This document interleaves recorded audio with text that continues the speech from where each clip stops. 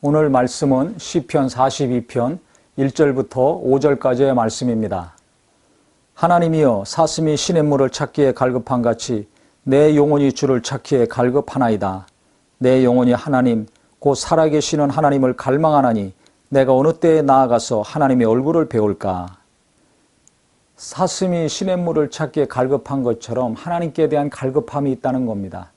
어떤 갈급함이냐면 하나님의 얼굴을 뵙기를 원하는 갈급함입니다. 즉 예배에 대한 갈급함을 말합니다. 그 당시는 성전에서 하나님께 제사를 했죠. 지금 교회에서 예배하는 것과 똑같은 것입니다.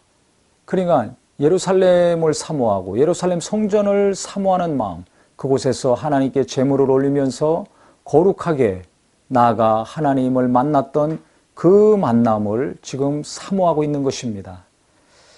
우리 성도님들 요새 비대면 예배고 온라인으로 예배하고 있는데 예배에 대한 사모함이 어느 정도입니까?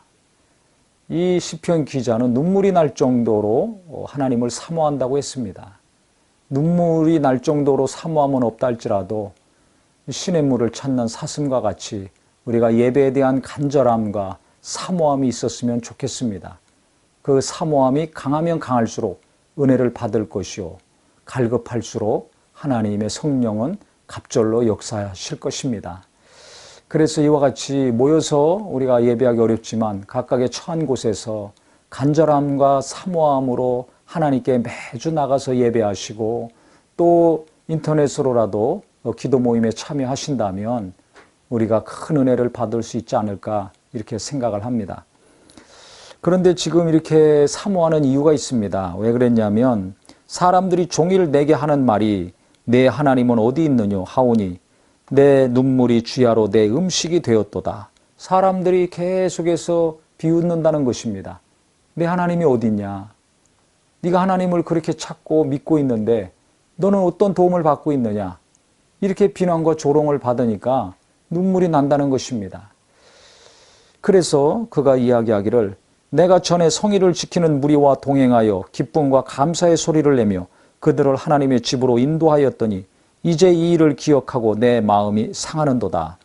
그 이전에 성전에 많은 사람들을 데리고 가서 감사하고 기뻐하고 주님 만나는 귀한 일들을 했는데 그 기억을 생각할 때마다 마음이 상한다는 것입니다. 왜 그럽니까? 지금 그걸 못하고 있기 때문에.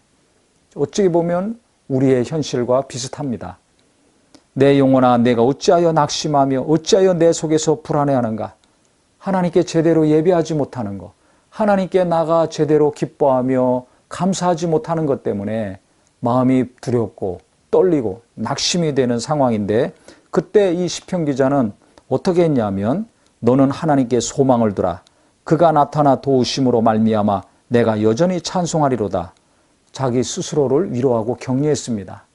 지금 내가 불안하고 낙심하고 떨고 있지만 마음을 하나님께 둔다면, 하나님을 소망한다면 언젠지 모르지만 반드시 하나님은 나를 도와주시고 내가 이전에 했던 것처럼 하나님을 찬송하는 날이 온다는 것입니다.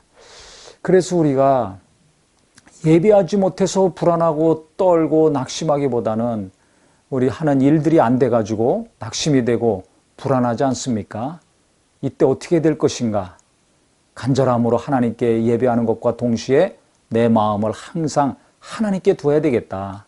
하나님께 소망을 둘 때 하나님이 그 마음의 중심을 보셔서 나를 도우실 것이고, 그 다음에 하나님의 도우시는 일이 일어나면 우리가 주님을 찬양하는 날이 반드시 올 것입니다.